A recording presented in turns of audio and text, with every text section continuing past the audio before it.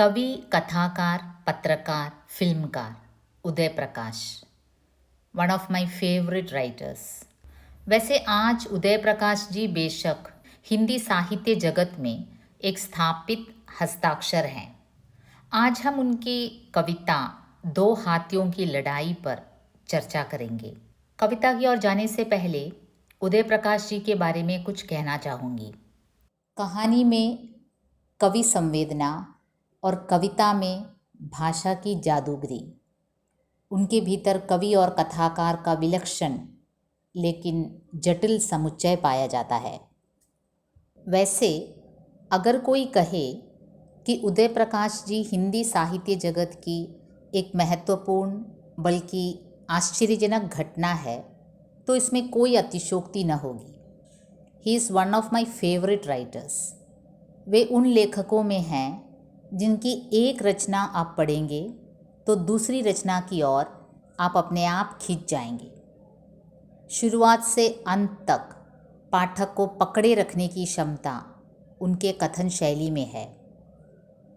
खासकर मेरे फेवरेट उनकी जो कहानियां हैं, पॉल गोमरा का स्कूटर, तिरिच, पीली छतरी वाली लड़की, मोहनदास वगैरह हैं।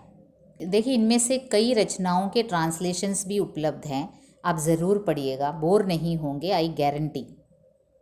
उनकी रचनाएं एक बार नहीं अनेक बार पढ़े जाने का दबाव और आग्रह पैदा करती है। मोहनदास पर फीचर फिल्म भी बनी है और मोहनदास के लिए ही 2010 का साहित्य अकादमी पुरस्कार से उदय प्रकाश जी को नवाजा गया। वैसे यहाँ एक बात का जिक्र ज़रूर करना चाहूँगी। जब कन्नड़ा साहित्य अकादमी विनर प्रोफेसर MM कलबुर्गी जी का 2015 में मर्डर हुआ था और साहित्य अकादमी ने एज सच जब उस कत्ल के खिलाफ कोई प्रतिक्रिया न की, तब बड़ी मात्रा में कई लेखकों ने साहित्य अकादमी अवार्ड को वापस देकर अपना प्रतिशोध जाहिर किया था। तब उदय प्रकाश जी भी उनमें से एक थे, क्योंकि वे मानते थे कि लेखक के लिखने का जो हक है वो पुरस्कारों से बहुत बड़ा मायना रखती है। लेखक का जो उसका अपना हक है, फ्रीडम ऑफ स्पीच, अगर फ्रीडम ऑफ स्पीच लेखक को नहीं है तो इन पुरस्कारों से क्या फ़ायदा। अतः उदय प्रकाश जी ने अपना साहित्य अकादमी अवार्ड रिटर्न कर दिया था। अब आते हैं कविता की ओर, दो हाथियों की लड़ाई। Actually there is a similar proverb in Africa which is very much in tune with this poem. एक अफ्रीकन कहावत है कि जब दो हाथियों के बीच लड़ाई होती है तो सबसे ज़्यादा भुगतना घास को पड़ता है। तो इस कविता की सेंट्रल थीम भी वही है। दो हाथियों का लड़ना सिर्फ दो हाथियों के समुदाय से संबंध नहीं रखता। दो हाथियों की लड़ाई में सबसे ज़्यादा कुचली जाती है घास, जिसका हाथियों के समूचे कुनबे से कुछ भी लेना देना नहीं। जब दो हाथियों की लड़ाई होती है तो वो सिर्फ दो हाथियों के समुदाय से संबंध नहीं रखता। यहाँ दो हाथियों से मतलब दो पावरफुल हस्तियाँ हैं, चाहे वो दो पावरफुल नेशंस हो सकते हैं, चाहे दो पावरफुल किंग्स हो सकते हैं, कुछ भी हो सकता है। जब दो वेरी पावरफुल लोग आपस में लड़ते हैं तो वो लड़ाई केवल उनसे संबंध नहीं रखता। दो हाथियों की लड़ाई में सबसे ज़्यादा कुचली जाती है घास। अब देखिए, हाथियाँ लड़ रहे हैं लेकिन सबसे ज़्यादा कुचली क्या जाती है, उनके पांव तले की जो घास है, जिसका हाथियों के समूचे कुनबे से कुछ भी लेना देना नहीं। अब देखिए, कॉमन मैन पिसता है। जब दो बड़े बड़े नेशंस आपस में युद्ध करते हैं तो जो डिस्प्लेसमेंट होता है साधारण आदमी का, जो रेफ्यूजी बन जाता है, वो घास के समान है, वो एकदम से नगण्य है और उसका इन हाथियों से कुछ लेना देना नहीं है। यहाँ तक कि हाथियों के समूचे कुनबे से, कुनबा यानी कि पूरा उनका जो फैमिली है, वो हाथियों के पूरे परिवार से कुछ लेना देना नहीं है घास का।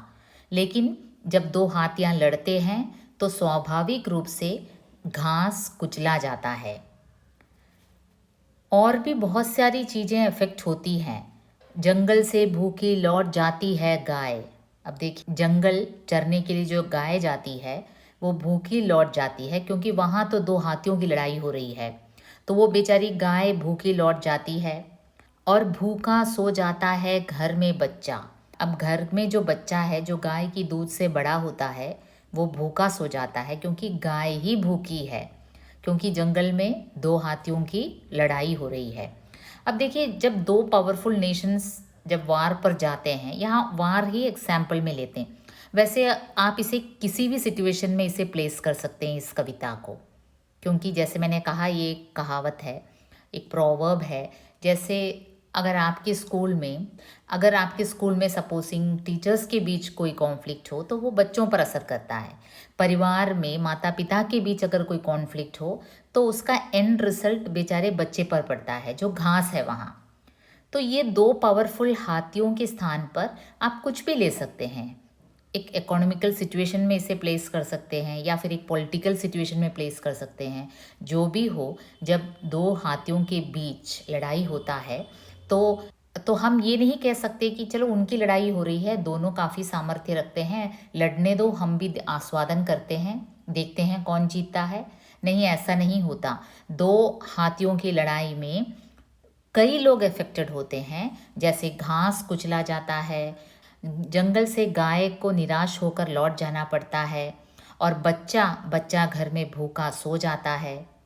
चार दांतों और आठ पैरों द्वारा सबसे ज़्यादा घायल होती है बच्चे की नींद। अब देखिए, बच्चा अगर भूखा सो गया है तो उसकी नींद गायब हो जाती है, वो ट्रबल्ड हो जाता है। तो जहाँ दो हाथियों के चार दांत आपस में मिल जाते हैं तो उसमें क्या है, बच्चे की नींद हराम हो जाती है। सबसे अधिक असुरक्षित होता है हमारा भविष्य, हमारा भविष्य सबसे अधिक असुरक्षित हो जाता है। अब इसे यूँ भी ले सकते हैं कि जब वॉर होता है तो बच्चे अफेक्टेड होते हैं सबसे अधिक।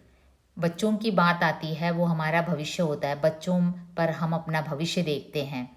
अब जहाँ बच्चों की नींद ही उड़ गई है, बच्चे भूखे सो रहे हैं, तो वहाँ उस देश का भविष्य क्या हो सकता है। दो हाथियों की लड़ाई में सबसे ज़्यादा टूटते हैं पेड़। अब देखिए, दो हाथी लड़ाई कर रहे हैं तो नेचुरली वहाँ के जो पेड़ होंगे वो टूटेंगे, क्योंकि हाथी तो एकदम उन्मत्त होकर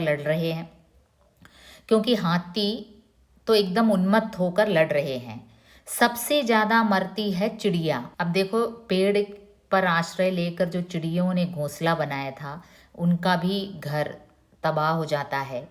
जिसका हाथियों के पूरे कबीले से कुछ भी लेना देना नहीं है।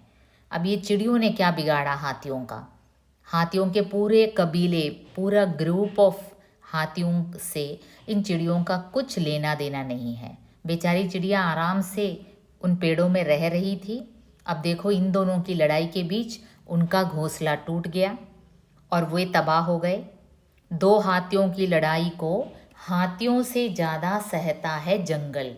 अब देखिए, जंगल में है पेड़, पेड़ में है चिड़िया, जंगल से गाय को भोजन मिलता है, जंगल में ही गाय अपना भोजन ढूंढती है। तो ये जो दो हाथियों की लड़ाई में सबसे ज़्यादा सहने वाला है जंगल।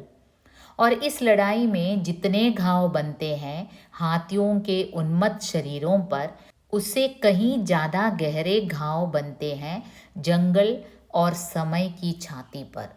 अब देखिए, दो पावरफुल लोग जब आपस में लड़ते हैं, उनके शरीर में जो घाव बनता है, जो वुंड होता है, वो जितने वुंडेड होते हैं उससे कहीं अधिक असर दूसरों पर पड़ता है।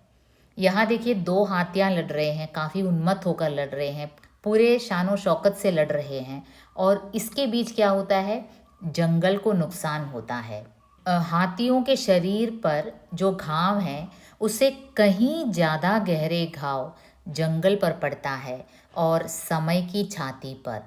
जैसे भी हो, दो हाथियों को लड़ने से रोकना चाहिए। अब समय की छाती पर भी घाव पड़ता है, इसे युद्ध के संदर्भ में ही सबसे अच्छी तरह से ये फिट होता है। जब दो राष्ट्रों के बीच युद्ध होता है तो राष्ट्रों का कुछ जाता नहीं, पूरे इकोनॉमी पर असर पड़ता है, आम जनता पर असर पड़ती है, बच्चे अनाथ हो जाते हैं। और ये जो समय पर जो घाव पड़ जाता है समय की छाती पर, सालों साल उसकी छाती पर जो घाव बना रहता है वो सूखता ही नहीं।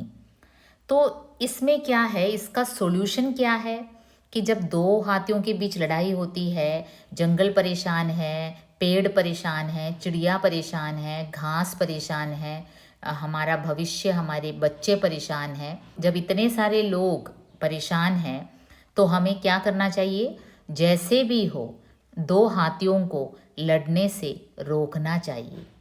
तो इसलिए हमारी पूरी कोशिश होनी चाहिए कि जैसे भी हो दो हाथियों को लड़ने से रोकना चाहिए, क्योंकि लड़ तो वो रहे हैं लेकिन घायल तो हम हो रहे हैं। और ये जो हम घायल होते हैं ये हमारे यादों से जाती ही नहीं, समय की छाती पर बनी रहती है ये घाव। और जो लड़ते हैं उनमें घाव ज़्यादा होता भी नहीं है, वो काफ़ी पावरफुल हैं, उनका इससे जो नुकसान है काफ़ी कम होता है। जैसे दो हाथियों के शरीर पे जो घाव है उससे कहीं अधिक घाव जंगल पर पड़ता है, घास पर पड़ता है, चिड़ियों पर पड़ता है, गाय पर पड़ती है, बच्चे पर पड़ती है। तो इसलिए ये ज़रूरी है जैसे भी हो दो हाथियों को लड़ने से रोकना चाहिए। ये एक मैसेज ऑफ पीस है ना, एक शांति का संदेश भी कह सकते हैं इस कविता को, क्योंकि एंड रिजल्ट अल्टीमेटली ये यही कहता है कि दो पावरफुल लोगों के बीच हो या राष्ट्रों के बीच हो, उसे हाथी के रूप में सिंबलाइज किया गया है, दो राष्ट्रों को या फिर दो राजाओं को या फिर दो नेशंस को। अंत में यही निष्कर्ष में पहुंचा जाता है कि भाई इन्हें लड़ने न दो, क्योंकि इनका लड़ना हमारे लिए बहुत हानिकारक हो सकता है, आम आदमी के लिए बहुत हानिकारक हो सकता है। तो कितने अच्छे तरीके से कवि ये कह गए कि दो हाथियों को लड़ने से रोको, वरना जो घाव शरीर पर पड़ जाता है हम लोगों के, या फिर हमारे समय पर, हमारे समय की छाती पर जो घाव पड़ जाता है वो कई दिनों तक एकदम फ्रेश रहता है, वो घाव हम भूल नहीं पाते। इसलिए ज़रूरी है कि जैसे भी हो दो हाथियों को लड़ने से रोको।